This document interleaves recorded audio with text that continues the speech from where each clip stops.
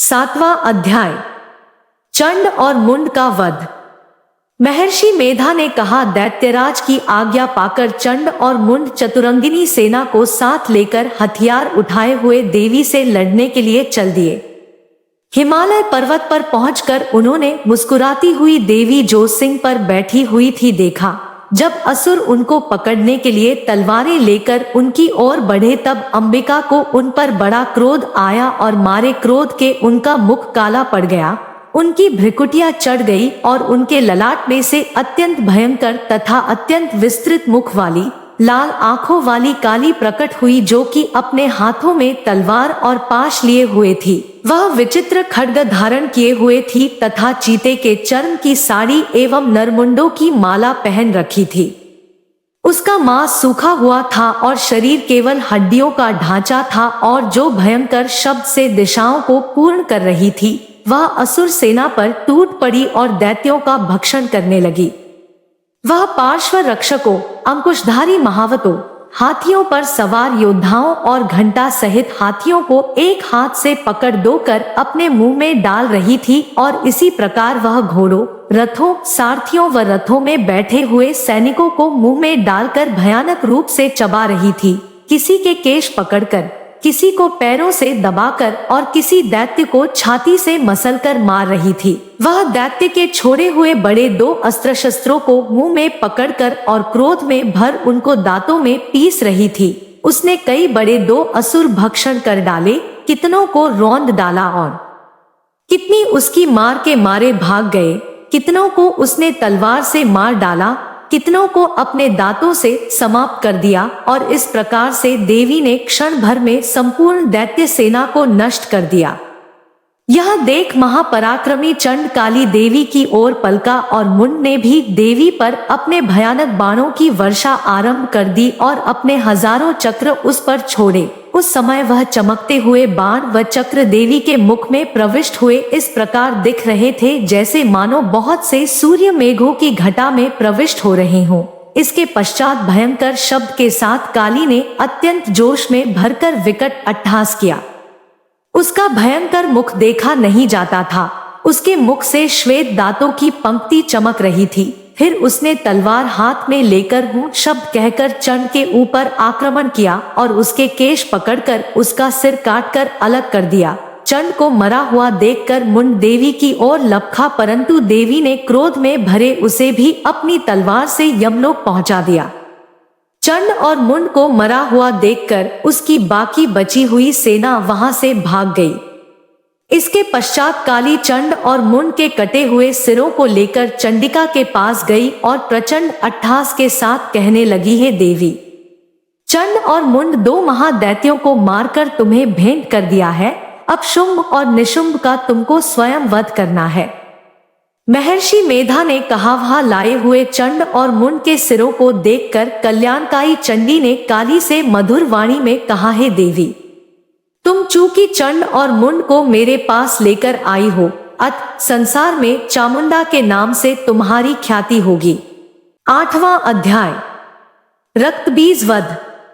महर्षि मेधा ने कहा, चंड और मुंड नामक असुरों के मारे जाने से और बहुत सी सेना के नष्ट हो जाने से असुरों के राजा प्रतापी शंभु ने क्रोध युक्त होकर अपनी संपूर्ण सेना को युद्ध के लिए तैयार होने की आज्ञा दी। उसने कहा, अब उदायुध नामक 86 असुर सेनापति अपनी सेनाओं के साथ युद्ध के लिए जाएं और कंबु नामक 84 सेनापति भी युद्ध के लिए जाएं और कोटि वीर्य नामक 50 सेनापति और धौम्रकुल नाम के 100 सेनापति प्रस्थान करें। कालक, दौहरिद, मौर्य और काल के यह दैत्य भी मेरी आज्ञा से सचकर युद्ध के लिए कूच करें। भयानक शासन करने वाला असुरों का स्वामी शुंभ इस प्रकार आज्ञा देकर बहुत बड़ी सेना के साथ युद्ध के लिए चला। उसकी सेना को अपनी ओर आता देखकर चंडिका ने अपनी धनुष की टंकोर से पृथ्वी और आकाश के बीच का भाग गुंजा दिया। हे राजन, इसके पश्चात देवी के सिंह ने दहाड़ना आरंभ कर दिया और अंबिका के घंटे के शब्दों ने उस ध्वनि को और भी बढ़ा दिया। धनुष की टंकार, शेर की दहाड़ और घंटे के शब्द से पृथ्वी और आकाश के बीच का भाग गूंज उठा और इसके साथ ही देवी ने अपने मुख को और भी भयानक बना लिया। ऐसे भयंकर शब्द को सुनकर राक्षसी सेना ने देवी तथा सिंह को चारों ओर से घेर लिया। हे राजन, उस समय दैत्यों के नाश के लिए और देवताओं के हित के लिए ब्रह्मा, शिव, कार्तिकेय, विष्णु तथा इंद्र आदि देवों की शक्तियां जो अत्यंत पराक्रम और बल से संपन्न थी, उनके शरीर से निकलकर उसी रूप में चंडिका देवी के पास गई। जिस देवता का जैसा रूप था, जैसे आभूषण थे और जैसा वाहन था, वैसा ही रूप, आभूषण और वाहन लेकर उन देवताओं की शक्तियां दैत्यों से युद्ध करने के लिए आई। हंस युक्त विमान में बैठकर और रुद्राक्ष की माला तथा कमंडलू धारण करके ब्रह्मा जी की शक्ति आई। वृषभ पर सवार होकर, हाथ में त्रिशूल लेकर, महानाग का कंकण पहनकर और चंद्ररेखा से भूषित होकर भगवान शंकर की शक्ति माहेश्वरी आई और मोर पर आरूढ़ होकर हाथ में शक्ति लिए दैत्यों से युद्ध करने के लिए कार्तिकेय जी की शक्ति उन्हीं का रूप धारण करके आई। भगवान विष्णु की शक्ति गरुड़ पर सवार होकर शंख, चक्र, श्रांग, गदा, धनुष तथा खंड हाथ में लिए हुए आई। श्रीहरि की शक्ति वाराही, वाराह का शरीर धारण करके आई और नृसिंह के समान शरीर धारण करके उनकी शक्ति नारसिंही भी आई।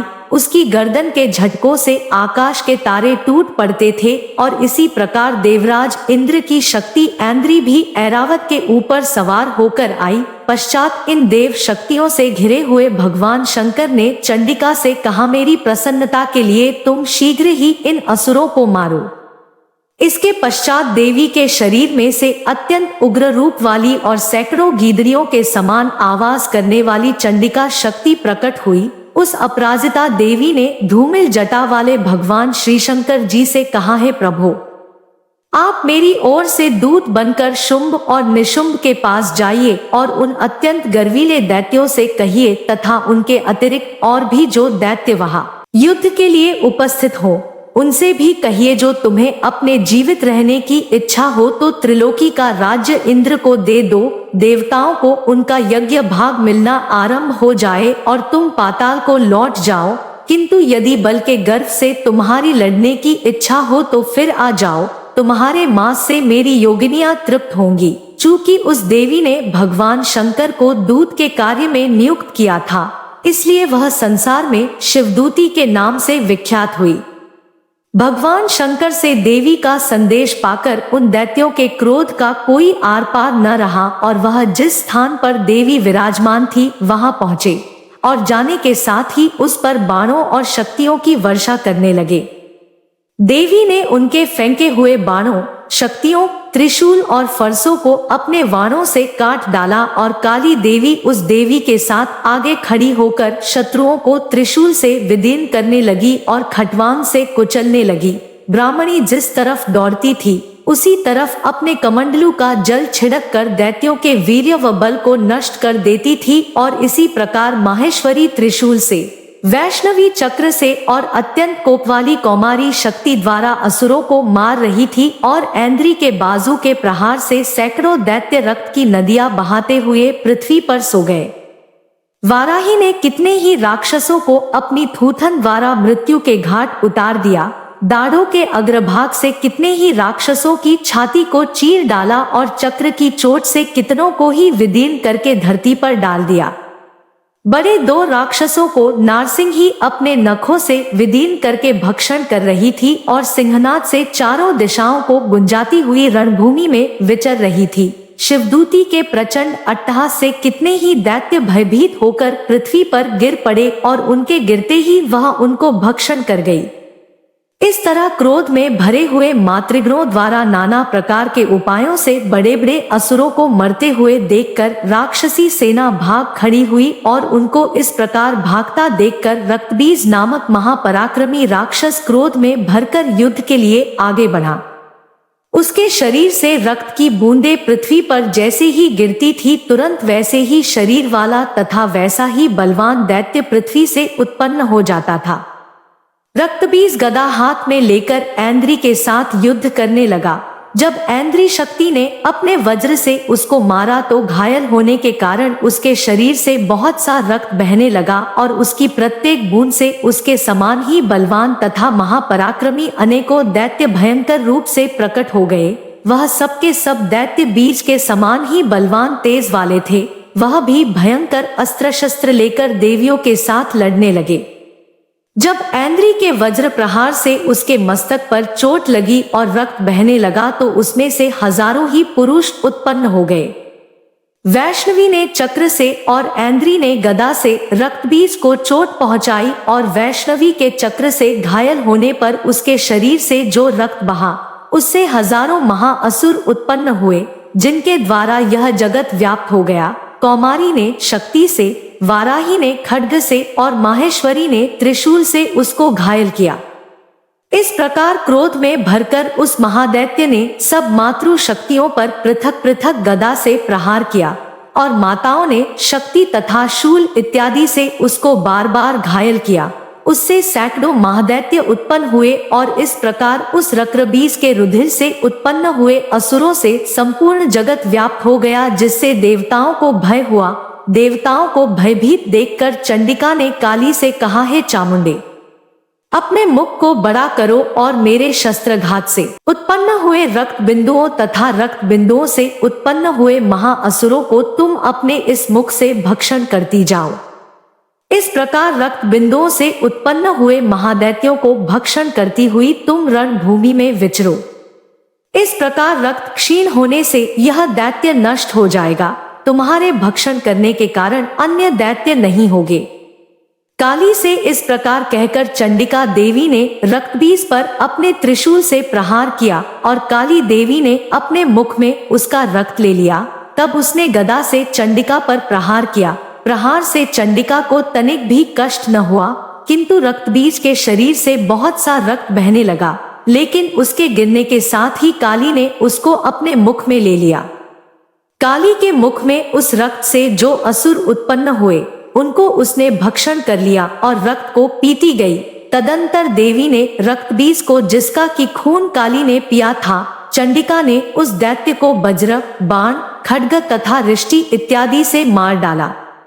हे राजन, अनेक प्रकार के शस्त्रों से मारा हुआ और खून से वंचित वह महादैत्य रक्तबीज पृथ्वी पर गिर पड़ा। हे राजन, उसके गिरने से देवता अत्यंत प्रसन्न हुए और माताएं उन असुरों का रक्त पीने के पश्चात उद्धत होकर नृत्य करने लगी। बोलो दुर्गा महामाई की जय। अगला अध्याय कल सुबह 7 बजे।